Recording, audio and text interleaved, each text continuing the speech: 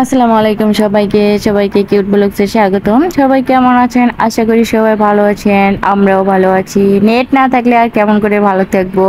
Net আসার পর থেকে একটু ভালো মনে হয়। আমরা সবাই রোজা ছিলাম, এখন পর্যন্ত ভালোভাবে নেট আসে নাই। যখন ফেসবুক পাবো, হোয়াটসঅ্যাপ পাবো, ইমো বা সব কিছু ভালোভাবে আসবে তখন বেশি ভালো লাগবে।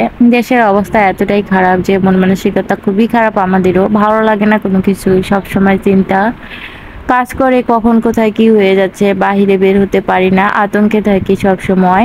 এখন বাহিরে বাজারঘাটও নাই, কি খাবো? বাসায় মেহমান চলে আসছে, এখন তো রান্না বান্না করে খাওয়াতেই হবে তাদেরকে। এখন গ্রামে একটা লোককে বলা হয়েছিল, তো উনি ওনার বাসার হাঁস দিয়ে গেছে আমাদেরকে। 2টা হাঁস নিয়ে আসা হয়েছে, এখন সেই হাঁসই ঠিক করা হচ্ছে, হাঁস রান্না করা হবে। আর সেই রান্নাটাই আপনাদের সাথে শেয়ার করব। মানে আমাদের রংপুরের লোকেরা আমরা কিভাবে হাঁস ঠিক করি এবং কিভাবে হাঁস পুরি রান্না করি সেটাই আপনাদের সাথে শেয়ার করব। তো পুরো ভিডিওটা না টেনে দেখুন, আজকের ভিডিওটা অনেক ইন্টারেস্টিং হতে চলেছে। আজকে আমার মা আর শাশুড়ি এরা দুইজনে দুই বিয়ানি, এরাই করবে হাঁস ঠিক এবং এরাই করবে রান্না বান্না। তো সেটাই আপনাদের সাথে শেয়ার করব। আজকে থাকবে হাঁসের মাংসের সাথে চালের আটার রুটি। চালের আটার রুটিটা আমি পারি না করতে, চালের আটার রুটি আমার শাশুড়ি করে দিবে, আমি সেটা ভাজবো। ঈদে বাড়িতে গেছিলাম, তখন ওইভাবে খাওয়া হয়নি, তখন অনেক বৃষ্টি বাদলের দিন ছিল, যখন করা হয়নি বাড়িতে বৃষ্টির কারণে খাওয়ার মন মানসিকতা ছিল না। এখন তো আবার দেশের অবস্থা খারাপ, এই অবস্থাতেও খাওয়ার ইচ্ছা করে না, কিন্তু শ্বশুর শাশুড়ি বলে কথা, আসতে রান্না বান্না করে না খাওয়ালে কেমন একটা হয়, তাই জন্য তাদেরকে তো খাওয়াতেই হবে। এখন আমার শাশুড়ি গিলা কেটে নিচ্ছে আর বলতেছে সবারই নাকি গিলা পছন্দ। এখন 2টা হাঁসের তো 2টাই গিলা, এখন 2টা গিলা কেটে 4 টুকরা হয়েছে, এখন কাকে দিব ভেবে পাচ্ছি না। তো গিলা আর কলিজা আলাদা করে নেওয়া হলো বের করে। আর এইদিকে আমি এই যে পানি গরমে দিছিলাম, গরম পানি করে হাঁসের মধ্যে দিয়ে আমরা হাঁসের কিন্তু পাখা পয়রা তুলি, ডানা থেকে সব লোম হাঁসের তুলে ফেলা হয়। আর হাঁসের মধ্যে যদি খুঁটি থাকে সেগুলো আমরা হাত দিয়ে বেছে নেই, বেছে নিয়ে খুঁটি ফেলে দিয়ে আমরা হাঁস পরিষ্কার করি। তারপরে হাঁসটা কিন্তু আমরা পুড়বো, একটু করে পোড়ার পর হাঁসটা সুন্দর করে কেটে নিয়ে ধুয়ে আর রান্না করব। তো হাঁসটা খেতে আমাদের এলাকায় অন্যরকমভাবে রান্না করা হয়, অনেক জায়গায় আমি দেখছি। হাঁসের কিন্তু আমরা কিন্তু হাঁসের চামড়িটাই বেশি পছন্দ করি, হাঁসের চামড়িটাই খেতে বেশি মজা এবং বেশি স্বাদ লাগে। অনেকে আমি দেখছি হাঁসের চামড়িটা কেটে আলাদা করে নেয় মাংস থেকে, আমরা কিন্তু সেটা করি না। আমরা কিভাবে হাঁস পরিষ্কার করি আর কিভাবে হাঁস কেটে রান্না করি দেখাবো আজকে আপনাদেরকে। আজকে আমার মা আর শাশুড়ি আসাতে আমার একটু আরাম হয়েছে, আমি নিজে ভিডিও করতে পারতেছি। আর হাঁসটা কিন্তু আমি পুষছি, কারণ ওরা গ্যাসের চুলায় কিছুই করতে পারতেছে না। আর হাঁসের মধ্যে এত পরিমাণে তেল ছিল যে হাঁসের তেলগুলো টপ টপ টপ টপ করে চুলার মধ্যে পড়তেছে, সে কারণে ওরা পাচ্ছিল না। আমি নিজেই হাঁসগুলো পুড়লাম, হাঁসগুলোতে বেশি একটা খুঁটি ছিল না। 2টা হাঁসের মধ্যে একটা হাঁস একেবারে সাদা ফটফটা ছিল, কোনো প্রকারে খুঁটি ছিল না। আর একটা হাঁসের মধ্যে একটু একটু খুঁটি ছিল। মনে হয় এই হাঁসগুলো একই, এক দেখা যায় একটা মায়ের সন্তান যদি হয়, সবাই কিন্তু সমান হয় না স্বাস্থ্যের দিক দিয়ে। সেরকমই খাওয়া দাওয়া তো হাঁসের ব্যাপার, হাঁসরা সবাই হয়তো বা একসাথে এক জায়গায় হাঁস খেতে গেলে একটা হাঁস একটু কম খায়, সেই হাঁসই হচ্ছে এটা। তো হাঁসগুলো পোড়ার পর দেখেন আমার শাশুড়ি হাঁসগুলো কেটে দিচ্ছে, আমার মা আবার কি করতেছে, আবার পুনরায় হাঁসগুলোতে বাঁচতেছে খুঁটি মুটি আছে কিনা।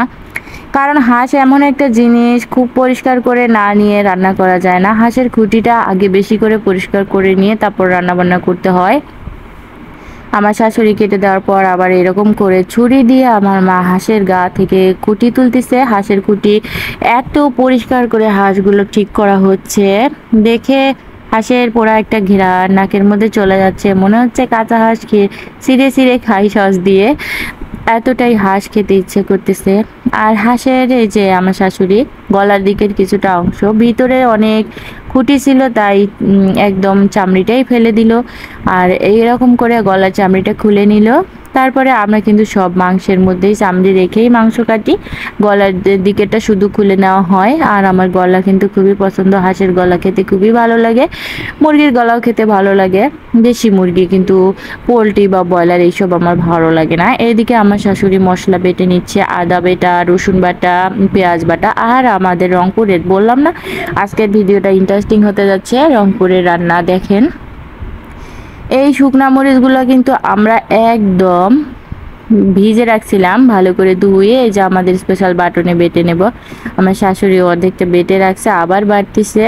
এই যে বাটনে এরকম করে বাটাবাটি চললো, তারপরে এখন মাখার পালা। আমার শাশুড়ি হাত দিয়ে হাঁসটা আগে মেখে দিবে। তো হাঁসের মাংসগুলো নেওয়া হয়ে গেছে, এইখানে এখন দেওয়া দিয়ে পালা চলতেছে। আদা বাটা, রসুন বাটা, পেঁয়াজও বেটে দেওয়া হয়েছে, আবার আস্ত পেঁয়াজও দিবে, কাটা পেঁয়াজও দিবে, এইদিকে আবার গরম মশলাও দিবে।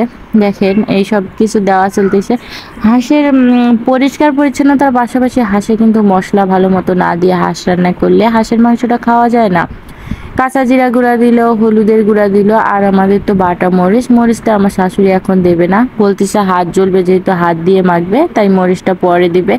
হাত দিয়ে লবণ দিয়ে দিল, হলুদ দিয়ে দিল, আদা বাটা, রসুন বাটা, তারপরে তেল, হাতের মধ্যে তেল নিয়ে সুন্দর করে হাত দিয়ে মেখে দিবে।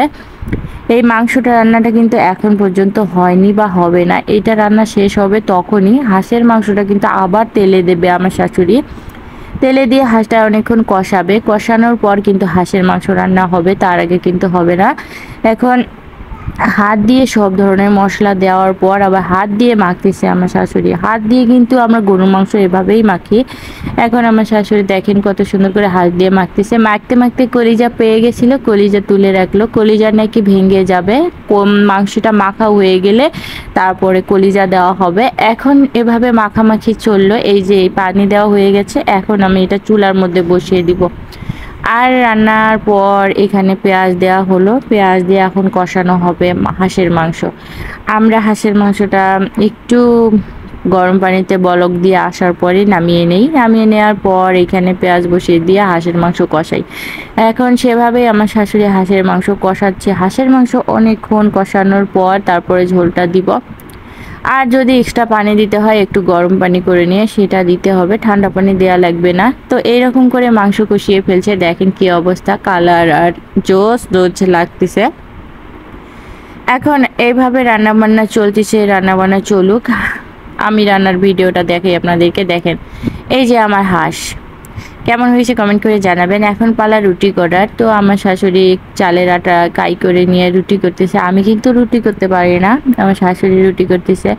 এখন সেটা দেখাই আপনাদেরকে। এদিক দেখেন কাই করে রেখে দিছে, আমি আবার এখান থেকে তুলে তুলে খাওয়া শুরু করে দিছে। আমার না খেতে খুব ভালো লাগে। এই রুটি দুটো কিন্তু আমি বেলছি একদম তেরা বেড়া আঁকা বাঁকা করে, অনেক শখ করে বলছি, ভাবলাম যে পারবো, কিন্তু মোটেও পারতেছি না। আমার শাশুড়ি দেখেন কত সুন্দর ঘুরিয়ে ঘুরিয়ে চালের আটা রুটি করতেছে, অনেক সুন্দর হয়েছে, কিন্তু অনেক সুন্দর করে বেলতেছে চালের আটা রুটি। আর আজকে আমি তো অনেক রুটি খাবো এবং খেয়েও নিচি। রুটি যতগুলা ভাজতে ভাজতে খাইছি। এখানে আমি একটা পরিষ্কার পাতলা সুতি ন্যাকড়া নিয়েছি, যাতে করে আমি এই খোলাটা ধুতে বারবার মুছতে পারি। রুটিগুলা চালের আটার যেন একটুও লাল না হয়।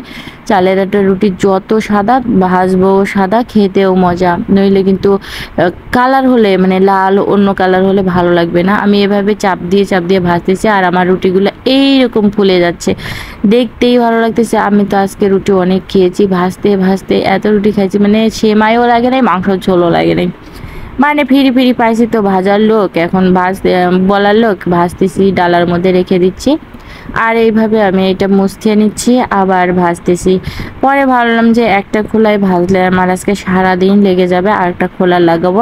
এদিকে আমার মেয়ে আর ভাতিজি ক্ষুধার্ত, ওরা এখন হাঁসের মাংস দিয়ে ভাত খাবে, ওদেরকে খাইতে দিছি। দেখেন দুইজনে হাত দিয়ে কি সুন্দর খাচ্ছে। মাংসটা কিন্তু একটু ঝাল হয়েছিল, ওরা মোটেও বুঝতে দিচ্ছে না যে ঝাল হয়েছে, কবে অনেক ভালো হয়েছে খেতে, অনেক মজা করে খাচ্ছে। এইদিকে রুটি দেখেন আমার শাশুড়ি কতগুলো বেলে দিয়েছে অলরেডি। আমি এখন রুটি ভাজতেছি আর দুইটা খোলা লাগাই দিয়েছি, রুটি ভাজা চলতেছে। এরকম করে রুটি ভাজার পর্ব চলতেইছে। আজকে অনেক সুন্দর ভালো খাওয়া দাওয়া হবে এত কিছুর মধ্যেও। সবার দাওয়াত রইল আমাদের বাসায়। আমার শাশুড়ি দেখেন কত রুটি বেলে দিছে আমাকে, তার ছেলে খাবে বলে কথা। এখন আমি রুটি ভাজতেছি, এরকম চাপ দিয়ে রুটি ভাজতেছি, রুটি ফুলতেছে, সব রুটি ফুলতেছে। কিছু কিছু রুটি বেশি আছে দেখা যায় পুড়ে যাইতে ধরলে আঁচ কমাই দিলে তখন আর ফোলে না, কিন্তু বেশিরভাগ রুটিগুলোই সুন্দর ফুলে গেছে। আর এত সুন্দর হয়েছে রুটি, চালের আটার রুটি আসলেই অনেক স্বাদ। হাঁসের মাংস দিয়ে তো আরো বেশি স্বাদ লাগে। এইটা খোলাতে হতেই চাচ্ছে না, কারণ খোলাটা অনেক পাতলা ছিল। আর দেখেন আমার কি অবস্থা, কি বুদ্ধি করে আমি রুটি ভাজতেছি। এরকম করে দুইটা খোলায় রুটি ভাজা হচ্ছে, অনেক তাড়াতাড়ি হয়ে যাচ্ছিল রুটি ভাজা।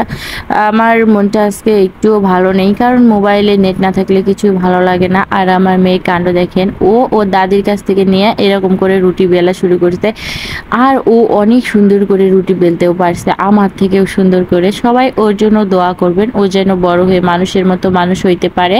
আমাদের চ্যানেলটার জন্য দোয়া করবেন, সাবস্ক্রাইব করে দিবেন, ভালো লাগলে লাইক করে দিবেন।